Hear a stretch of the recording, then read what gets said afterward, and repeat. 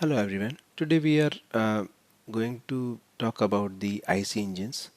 क्या होते हैं IC इंजन, कैसे हम इनका यूज़ करते हैं, क्यों यूज़ करते हैं, इन सभी के बारे में हम डिस्कशन करेंगे. पहले हम डिस्कशन करते हैं कि ये IC इंजन एग्जैक्टली है क्या. इसकी अगर मैं फुल फॉर्म की बात करूं तो I responds to internal, C responds to combustion. Okay, और इंजन्स तो लिखा हुआ है ही. तो इंटरनल कंबशन इंजन्स, ये जो है आईसी इंजन्स की फुल फॉर्म है. सबसे इम्पोर्टेंट अगर मैं बात करूं यहाँ पर तो इंजन्स को हमें एक बार डिस्कस करने की ज़रूरत है. What are the engines. Previously engines को हम सिर्फ और सिर्फ हीट इंजन्स के तौर पर ही देखा करते थे. ठीक है. और हीट इंजन्स में हम क्या कर रहे हैं कि हमारा जो इनपुट हुआ करता है वो किसी न किसी प्रकार से हम किसी फ्यूल को बर्न कर रहे हैं. ठीक है. तो फ्यूल की जब आप बर्निंग कर रहे हैं तो इनडायरेक्टली मैं कह सकता हूँ कि हम उसका कंबशन कर रहे हैं. ओके. तो कंबशन ऑफ फ्यूल कर रहे हैं, इसका मतलब क्या है. और कंबशन हम सभी जानते हैं कि कंबशन का मतलब है कि हम उसकी ऑक्सीजन से रिएक्शन करवा रहे हैं. ठीक है. तो ये ऑक्सीजन से जो रिएक्शन आप इसकी करवाएंगे वही कंबशन है. और इस दौरान आपको बहुत सारी हीट मिलने वाली है, एनर्जी मिलने वाली है आउटपुट में. एंड वी ऑल नो कि जब आपको एनर्जी आउटपुट में मिलती है तो वो रिएक्शन एक्सोथर्मिक रिएक्शन होती है. तो एक्सोथर्मिक रिएक्शन हो रही है. हम लोगों ने केमिस्ट्री में बेसिक पढ़ा है कि जब आप किसी हाइड्रोकार्बन को कंबशन कर रहे होते हैं, उसका जब ऑक्सीडेशन कर रहे होते हैं तो आपकी रिएक्शन कुछ इस तरह से होती है कि मेजर आपका सोर्स होता है एनर्जी, वो आपको मिल जाता है. और इसके अलावा जो आपके बाई प्रोडक्ट्स हुआ करते हैं that is CO2 plus H2O. ठीक है. तो अभी मैंने हीट इंजन्स को बेसिक तौर पे क्या देखा कि कोई हमारा फ्यूल है, हमने उसकी बर्निंग किया या मैं कहूँ कंबशन किया या ऑक्सीडेशन किया, हमें एनर्जी मिली. तो फ्यूल हम डिफरेंट डिफरेंट यूज़ कर सकते हैं. तो क्या क्या फ्यूल यूज़ किए जा सकते हैं. कोई आप ऑयल यूज़ कर सकते हैं, कोई आप सॉलिड फ्यूल यूज़ कर सकते हैं. ठीक है. या फिर आप किसी गैसियस फ्यूल को यूज़ कर सकते हैं बर्निंग के तौर पे. तो तीनों ही केसेस में हम कौन सा फ्यूल बेटर कहेंगे. जिस भी किसी फ्यूल की कैलोरीफिक वैल्यू ज़्यादा होगी वो हमारे लिए अच्छा फ्यूल होगा. तो जिस किसी फ्यूल की कैलोरीफिक वैल्यू ज़्यादा होगी that is better fuel for us. ठीक है. तो इसी चीज़ को डिस्कशन में लाया गया. और जो फ्यूल हमें बेटर अबंडेंस में अवेलेबल हुए, जो चीपर हुए और जिनकी कैलोरीफिक वैल्यू ज़्यादा हुई वो अच्छे फ्यूल मान लिए गए. ठीक है. तो अभी हम इंजन्स की बात कर रहे हैं बेसिकली. और इसके बाद में हम कैटेगराइज करते हैं, क्लासीफाई करते हैं, चीज़ों को और अच्छे समझने की कोशिश करते हैं. ठीक है. ये इंजन्स की हम बात कर रहे हैं. इंजन दो टाइप के पॉसिबल है. First is EC engine, second is IC engines. ठीक है. What are the EC engines. EC engines का मतलब है कि ऐसा कोई इंजन जहाँ पर आपकी जो रिक्वायरमेंट है वो ये आपका सिलेंडर पिस्टन अरेंजमेंट है यहाँ पर. ठीक है. लेकिन आप फ्यूल का बर्निंग कहीं और कर रहे हैं. You are burning fuel here. जहाँ पे आप क्या कर रहे हैं, कोल का आपने बर्निंग किया, यहाँ पर हीट रिलीज़ हुई और ये जो हीट है इसने वाटर को स्टीम में कन्वर्ट किया. और ये स्टीम एक्सपेंड होने के बाद में इधर से पास होती है और यहाँ से पिस्टन को पुश करती है. ठीक है. उसकी वजह से पिस्टन का मूवमेंट होता है और पिस्टन के मूवमेंट की वजह से आप यहाँ पर व्हील्स को रोटेट कर पा रहे हैं. So this is a very simple diagram of how the locomotive engines worked earlier. तो जब भी हम स्टीम का यूज़ करके और किसी प्रीवियस लोकोमोटिव इंजन्स की हम डिस्कशन करते थे तो वहाँ पर इसी तरह से कुछ मोशन हुआ करता था. तो इनको हमने ईसी इंजन्स कहा. ईसी इंजन्स का फुल फॉर्म क्या हुआ, एक्सटर्नल कंबशन इंजन. ठीक है. जहाँ पर कहीं आपके इंजन से बाहर की ओर कंबशन हो रहा है वो एक्सटर्नल कंबशन इंजन्स कहलाए. जबकि हमारा जो पॉइंट ऑफ डिस्कशन है वो क्या है, इंटरनल कंबशन इंजन्स. तो ये एग्जैक्टली क्या हुआ करते हैं, आपकी रिक्वायरमेंट कहाँ पर है, सिलेंडर और पिस्टन अरेंजमेंट के अंदर. और यहीं पर इस सिस्टम के अंदर ही अगर आप फ्यूल की बर्निंग कर रहे हैं तो ये आपका आईसी इंजन हो जाएगा। देखो हमने यहाँ पर बर्निंग कहाँ किया है, बहुत ही आउटसाइड में।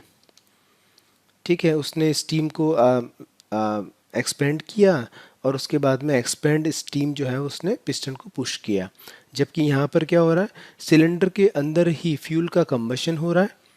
ओके, और इसकी वजह से एक्सपेंशन ऑफ गैसेस हो रहा है और पिस्टन को नीचे की ओर पुश मिल रहा है। ओके, और ये जो पिस्टन का अप एंड डाउन मूवमेंट होता है, टू एंड फ्रो मोशन होता है, ये आपको पिस्टन के अंदर ही फ्यूल की बर्निंग की वजह से होता है। तो यहाँ पर आप फ्यूल को आपको इंसर्ट करने के लिए एक मेथड का यूज़ करना पड़ेगा। तो यहाँ पर ये इनलेट वेल्व हुआ करता है।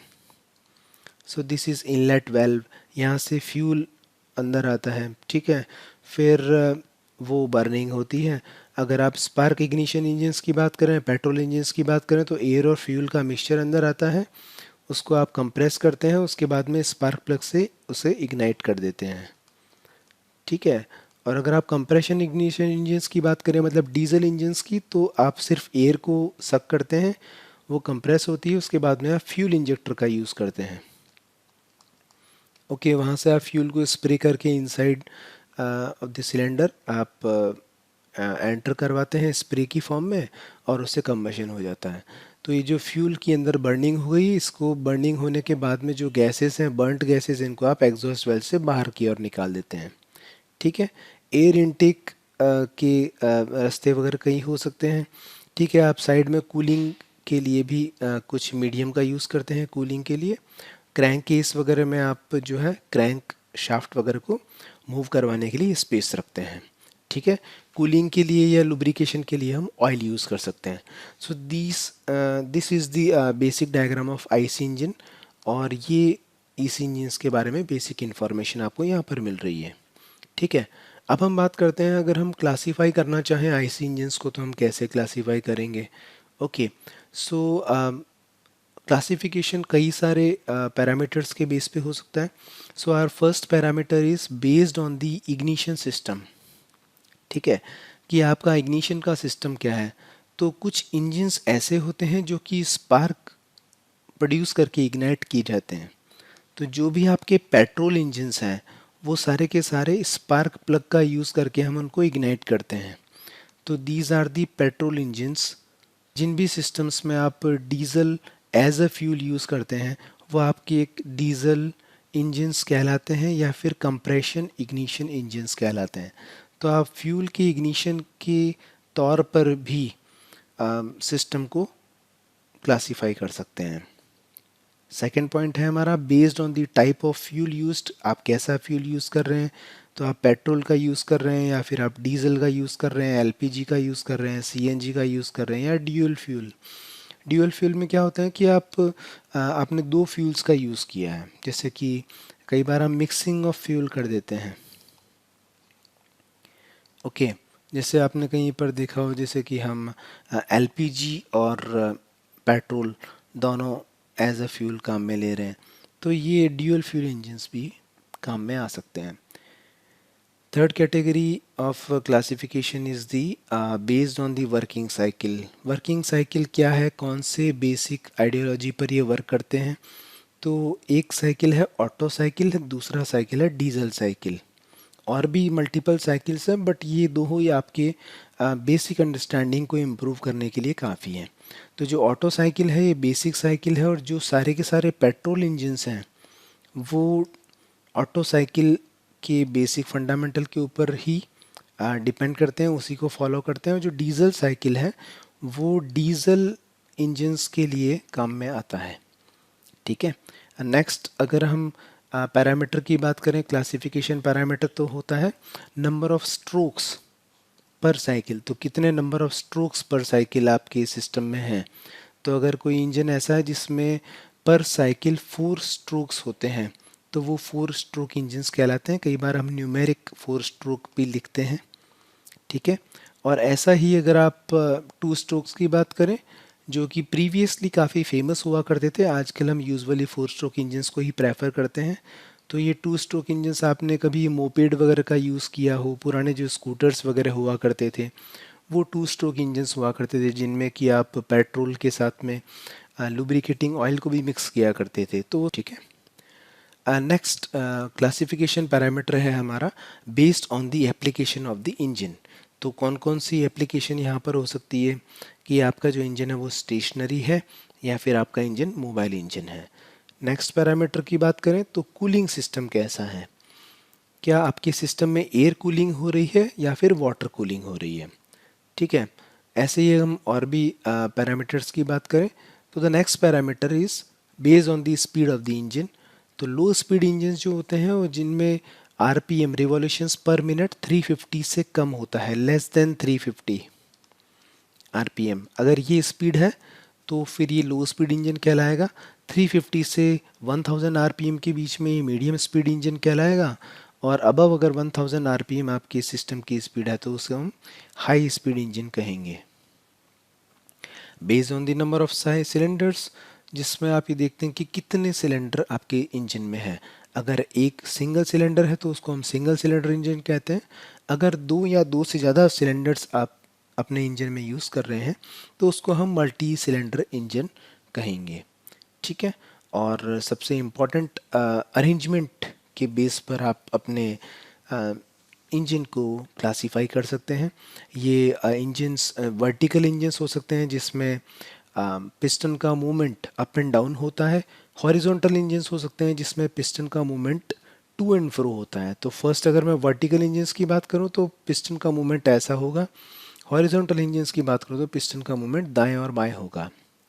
इनलाइन इंजन्स, एक ही लाइन में इंजन्स आपको देखने को मिलते हैं, इसको हम अभी with the help of image हम इसको डिस्कस करेंगे। रेडियल इंजन्स भी ऐसे ही हो सकते हैं, रेडियली इनमें मूवमेंट होता है।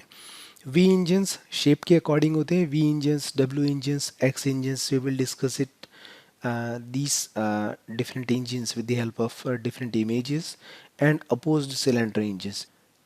So see, this is W engine and this is the X engine. आपको शेप से क्लियर हो रहा है, ये काफ़ी कुछ W शेप का बन रहा है। ठीक है, ये एक्स इंजन को फुलफिल कर रहा है शेप को। ऐसे ही आपका इनलाइन इंजन में सारे के सारे जो इंजन्स है वो एक ही लाइन में शाफ्ट के ऊपर माउंटेड है। ठीक है, this is the horizontal engine and this is the we engine, similarly this is the opposite cylinder engine. So I hope you are getting it very properly. So these are the horizontal engines, this is V engine, this is opposite cylinder engine. Similarly this is oppose cylinder engine. यहाँ पर देखिए दोनों ही आपके cylinder जो है वो opposite direction में है। ठीक है, और ये जो इंजन है वर्टिकल सिलेंडर इंजन हो गया, यहाँ पर ये पिस्टन का मूवमेंट अप एंड डाउन हो रहा है। So this is opposed piston engine. तो ये जो है आपका ये अपोज्ड पिस्टन इंजन है, इसमें देख रहे हैं आपकी पिस्टन जो है वो अपोज्ड है। ओके, सिमिलरली अगर आप बात करें तो हॉरिजॉन्टल सिलेंडर इंजन में आपका पिस्टन का मोशन ऐसे टू एंड फ्रो होने वाला है और वर्टिकल में आपका अप एंड डाउन मोशन होने वाला है। So now we need to talk about the basic classification. हम आईसी इंजन को कैसे क्लासीफाई कर सकते हैं, तो ये दो कैटेगरीज में मेजरली क्लासीफाई किया जा सकता है। First is S I engine. S I का फुल फॉर्म क्या हो गया, स्पार्क इग्निशन इंजन। जो हमने फर्स्ट क्लासिफिकेशन किया था इग्निशन सिस्टम के बेस पे, तो वो ये स्पार्क इग्निशन इंजन है, जिसका मैंने आपको बताया भी था कि ये जो पेट्रोल इंजन्स होते हैं ये स्पार्क इग्निशन इंजन्स होते हैं। और ये जो सी आई इंजन्स है इसका मतलब है कंप्रेशन इग्निशन इंजन। ठीक है, मतलब आप क्या करने वाले हैं कि फ्यूल मतलब एयर और फ्यूल का जो सिस्टम है इसमें आप कंप्रेशन करेंगे और कंप्रेशन के थ्रू ही फ्यूल इग्नाइट हो जाएगा। जबकि यहाँ पर क्या है, यहाँ पर आप स्पार्क प्लग का यूज़ करेंगे। ठीक है, तो जो भी कंप्रेशन इग्निशन इंजन्स होंगे इसमें आप फ्यूल इंजेक्टर का यूज़ करते हैं। ठीक है, जबकि ये जो स्पार्क इग्निशन इंजन्स होते हैं इनमें आप स्पार्क प्लग का यूज़ करते हैं। ठीक है, दोनों ही कैटेगरीज में ऐसा इंजन हो चाहे सी आई इंजन हो, दोनों ही कैटेगरीज में आप टू स्ट्रोक इंजन और फोर स्ट्रोक इंजन देख सकते हैं। ऐसा इधर भी टू स्ट्रोक और फोर स्ट्रोक इंजन दोनों ही केसेस में पॉसिबल है। ठीक है, now the important parts of an engine. तो कौन कौन से इम्पोर्टेंट पार्ट आपको यहाँ पर देखने को मिल सकते हैं, तो अगर मैं कहूँ कि ये आपका ये वाला जो पोर्शन है ये सिलेंडर का पार्ट है, ठीक है। और इसमें ये वाला जो पोर्शन है, ये वाला, ये दिस इज़ योर पिस्टन। तो ये पिस्टन है जो कि पिस्टन रॉड से कनेक्टेड है। इसको हम कनेक्टिंग रॉड भी कहते हैं, ठीक है, पिस्टन रॉड भी कहते हैं। ये जिससे कनेक्टेड होता है उसको हम क्रैंक शाफ्ट कहते हैं। क्रैंक शाफ्ट से कनेक्टेड है। ये वाला जो पोर्शन है इसको हम डेड वेट कहते हैं, डेड वेट। तो डेड वेट का पर्पस क्या होता है अभी हम इसको डिस्कस करेंगे अच्छे से, ठीक है। ये क्रैंक केस वो पोर्शन है जहाँ पर ये क्रैंक शाफ्ट आपकी रेस्ट करती है। पिस्टन मैंने आपको डिस्कस कर लिया है। कूलिंग वाटर की सप्लाई बाहर से की जा रही है। अगर ये ज़्यादा बिगर साइज़ का इंजन है तो हम कूलिंग वाटर का यूज़ कर सकते हैं या फिर कूलेंट का यूज़ भी कर सकते हैं, ठीक है। और अभी हमने क्लासिफिकेशन के दौरान ये भी देखा था कि कुछ कुछ ऐसे भी इंजन होते हैं जिसमें आपको कूलिंग वाटर या कूलेंट की ज़रूरत नहीं पड़ती है। आप सिर्फ और सिर्फ एयर का भी यूज़ कर सकते हैं कूलिंग के लिए। तो जो एयर कूल्ड इंजन्स होते हैं उसमें आपको ये कूलिंग वाटर या कूलेंट की आवश्यकता नहीं होती है, ठीक है।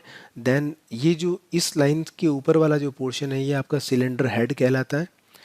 सिलेंडर हेड बिल्कुल नाम से क्लियर हो रहा है, जो सिलेंडर का सिर वाला जो पोर्शन है दैट इज़ सिलेंडर हेड।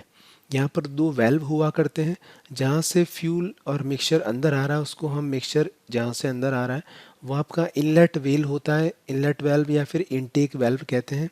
जहाँ से ये बर्नट गैसेस, जला हुआ जो धुआं है जो बाहर निकलता है उसको हम एग्जॉस्ट वेल्व कहते हैं, ठीक है। वॉल्व, ये जो वेल्व आप यूज़ करते हैं, वेल्व की ओपनिंग और क्लोजिंग ऑटोमेटिकली की जाती है। ये बहुत ही इम्पोर्टेंट डिस्कशन यहाँ पर हो सकता है।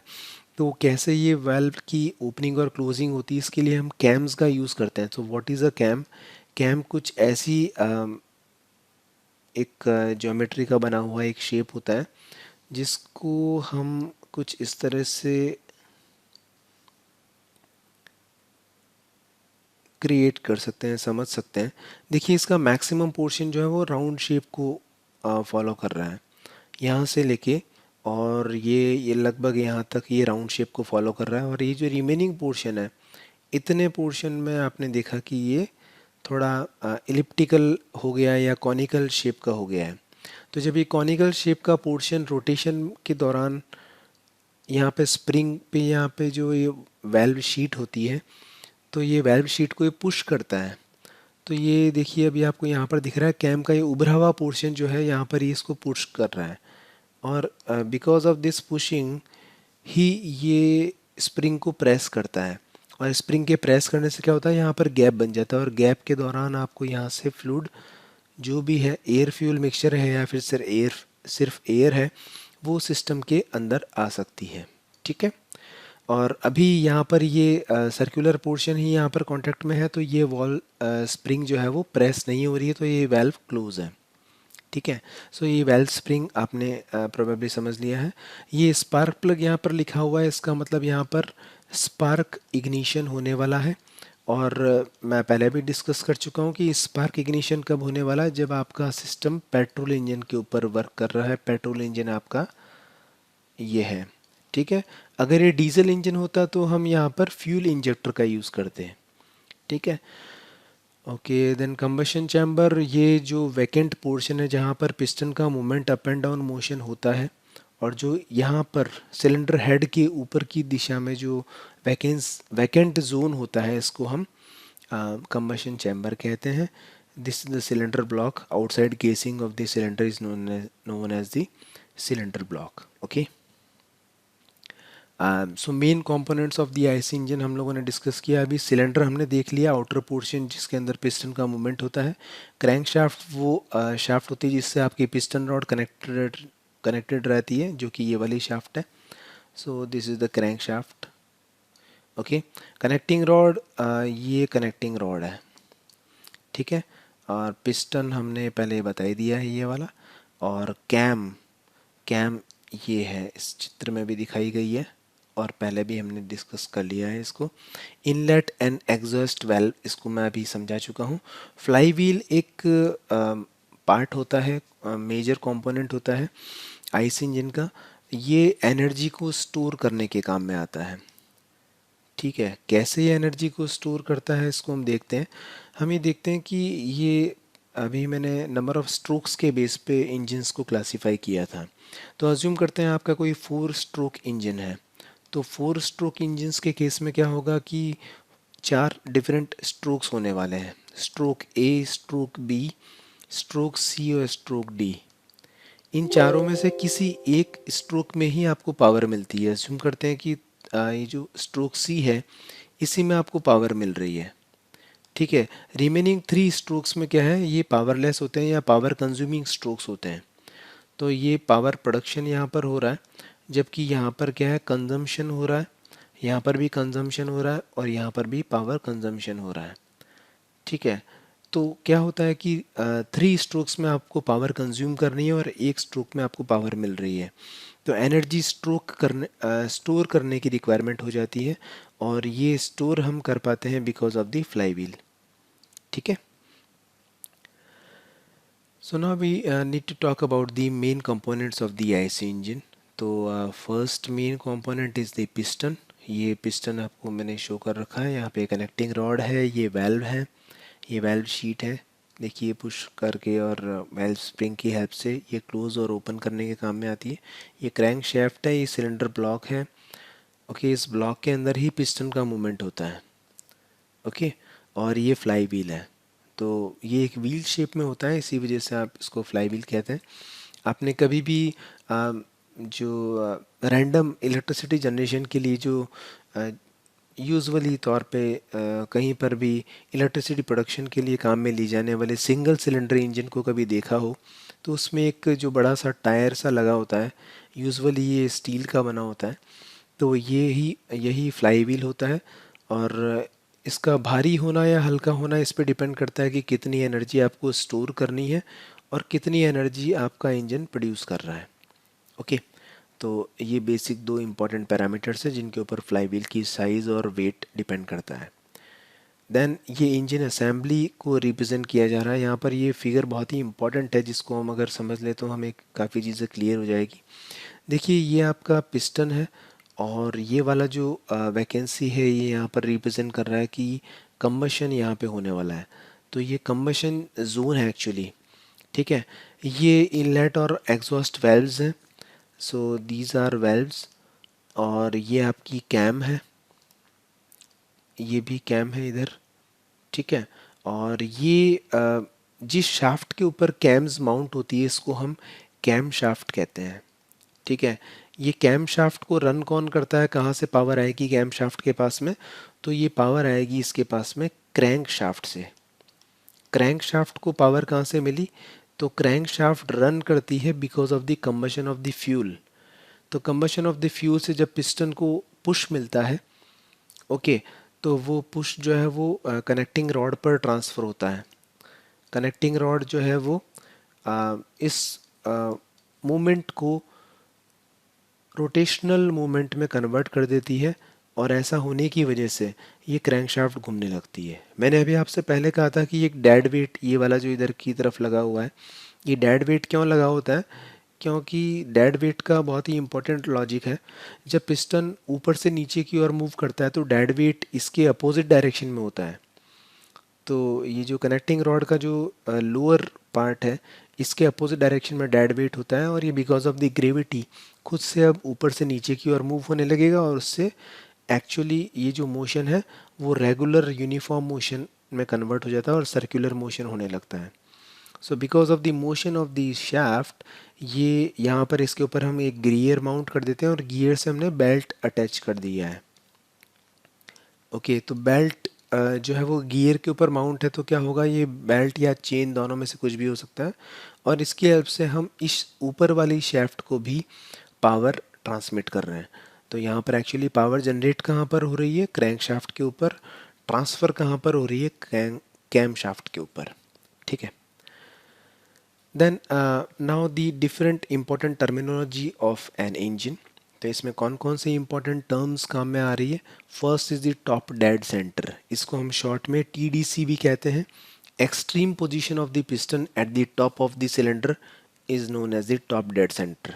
तो अगर हम प्रीवियस फिगर की बात करें तो ये जो एक्सट्रीम पोजीशन जहाँ तक पिस्टन आ सकता है, इसको हम अभी और भी क्लियरली डिस्कस करने वाले हैं। तो ओके, तो उसको हम टीडीसी कहते हैं, और जो सेकंड है आपका बॉटम लोएस्ट पोजीशन, उसको हम बीडीसी कहते हैं, बॉटम डेड सेंटर। ठीक है। स्ट्रोक कितना एक्चुअल ट्रैवल होता है टॉप डेड सेंटर से बॉटम डेड सेंटर, टीडीसी से बीडीसी जो डिस्टेंस ट्रेवल की जाती है उसको हम स्ट्रोक कहते हैं। और ये जो इस लेंथ को अगर मैं बात करूँ तो इसको हम स्ट्रोक लेंथ कहते हैं। ठीक है, that movement is known as the stroke while the length travelled is known as the stroke length. Swept volume, कितने वॉल्यूम को during the stroke piston swipe करता है उसको हम स्वैप्ट वॉल्यूम कहते हैं, और जो वॉल्यूम बच जाता है जिसको वो स्वाइप नहीं कर पाता है उसको हम क्लियरेंस वॉल्यूम कहते हैं। ठीक है। तो अगर मैं यहाँ पर थोड़ा सा इसको डिस्कस करना चाहूँ तो अज्यूम करते हैं कि ये आपका सिलेंडर है, और इस सिलेंडर में इसकी दो कंडीशंस को मैंने यहाँ पे ड्रॉ किया है। ठीक है। और ये एज्यूम करते हैं ये टीडीसी वाली कंडीशन है और ये बीडीसी वाली कंडीशन है। तो इन दोनों ही केसेस में अगर मैं यहाँ पर कुछ दूसरे कलर का यूज़ करता हूँ, एज्यूम करते हैं यहाँ पर हम यहाँ तक पहुँच गए हैं, ओके, टीडीसी वाली कंडीशन में, और जो बीडीसी वाली कंडीशन है उसमें हम यहाँ तक पहुँच गए हैं। ठीक है। तो यहाँ से लेके और यहाँ तक का जो मोमेंट है तो ये क्या कहलाएगा आपका, ये स्ट्रोक कहलाएगा। अज्यूम करते हैं इस लेंथ को मैंने एल कह दिया, तो ये एल जो है वो क्या हो जाएगी, this will be your stroke length. ठीक है। ये जो वॉल्यूम यहाँ पर ट्रेवल किया गया है इसको हम बोलेंगे स्ट्रोक वॉल्यूम। ओके। और ये वॉल्यूम जो स्ट्रोक के दौरान यहाँ पर ट्रेवल किया गया है एक्चुअली क्या कर रहा है, पिस्टन इसको स्वाइप कर रहा है, इसीलिए इस वॉल्यूम को हम स्ट्रोक वॉल्यूम के बजाय स्वैप्ट वॉल्यूम कहना पसंद करते हैं, क्योंकि पिस्टन एक तरह से इसको स्वाइप कर रहा है। ठीक है, जैसे नीचे से ऊपर की ओर जा रहा है तो इतने वॉल्यूम को पिस्टन पुश कर रहा है, और सिर्फ इतने से वॉल्यूम में ये सारे के सारे मॉलिक्यूल्स को इकट्ठा कर देगा, क्योंकि पिस्टन इधर की ओर पुश कर देगा। अब जहाँ पर ये सारा का सारा वॉल्यूम ऑफ एयर या फिर फ्यूल जो भी कुछ था वो कहाँ पर कलेक्ट हो गया है, तो वो कलेक्ट हो जाता है सिर्फ और सिर्फ जो ये बच गया है। तो अज्यूम करते हैं ये वाला जो वॉल्यूम है आपका, यहाँ पर एक्चुअली पिस्टन का मूवमेंट नहीं हुआ है, तो ये जो ब्लू कलर्ड वॉल्यूम है इसको हम बोलते हैं क्लियरेंस वॉल्यूम। तो क्लियरेंस वॉल्यूम कौन सा वॉल्यूम है, जहाँ पर पिस्टन का मूवमेंट हुआ ही नहीं है, गैप रह गया है। ठीक है। So that is clearance volume, this is swapped volume, this is stroke length. और ये जो मूवमेंट है इस मूवमेंट को हम स्ट्रोक कहते हैं। कहाँ से, TDC to BDC movement is the stroke. Okay. So I hope it is clear to all कि किस तरह से हम इनको रिप्रेजेंट कर सकते हैं। ठीक है। सो ये सारी चीज़ें आपको क्लियर हो गई अब। ठीक है। और अब हम आगे बढ़ते हैं और कंबशन का हम डिस्कशन करते हैं। So what is combustion. Combustion को बहुत अच्छे से आप लोग अपनी बेसिक साइंस की एजुकेशन में पहले पढ़ चुके हैं। Combustion is a mixture of two things. तो कंबशन आप सभी को पता है, कंबशन क्या होता है, एक चीज़ जिसको जलना है और दूसरी चीज़ जो उसको जलाने वाली है। तो जलाने वाली क्या होती है, हमेशा ऑक्सीजन होती है, और बर्निंग आपको किसकी करनी है, फ्यूल।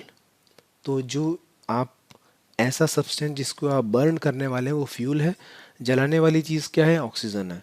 तो जब ये दोनों रिएक्शन करते हैं वही कंबशन है, और इसमें आपको क्या मिलेगा, बाई प्रोडक्ट्स के रूप में CO2, H2O और बहुत सारी एनर्जी। तो this is the purpose of burning of this. Okay. तो यहाँ पर ये फ्यूल हमारे पास अवेलेबल है, ऑक्सीजन हमारे पास अवेलेबल है, और कई बार हमको हीट की भी रिक्वायरमेंट होती है बर्निंग स्टार्ट करने के लिए। ऐसा होने के दौरान क्या होता है, एग्जॉस्ट में आपको ये दो चीज़ें मिलती है जिनको आपने बाई प्रोडक्ट्स कहा, और हीट मिलती है बहुत सारी अबंडेंस में। कई बार हो सकता है इस हीट का थोड़ा सा पार्ट आपको इनपुट में भी रिक्वायर्ड हो। ठीक है। बेटर फ्यूल कौन सा होगा, जैसा कि मैंने अभी पहले भी डिस्कस किया था, जिसमें कैलोरीफिक वैल्यू अच्छी खासी हो। So the calorific value of the diesel fuel is रफली 45.5 मेगा जूल पर kilogram. Mega joule you all know it means the 10⁶। तो अगर मैं इसको किलो जूल्स में कन्वर्ट करूँ, it will be 45,500 kilo joule पर किलोग्राम। ओके। और ऐसा ही पेट्रोल की जो एनर्जी थोड़ी सी ज़्यादा होती है, इसके केस में 45.8 मेगा जूल्स पर किलोग्राम एनर्जी रिलीज हो जाती है। ठीक है। Conversion of chemical energy into mechanical energy is known as the combustion. So how the combustion takes place, we will discuss in the next video. So this is all for today. Thank you very much.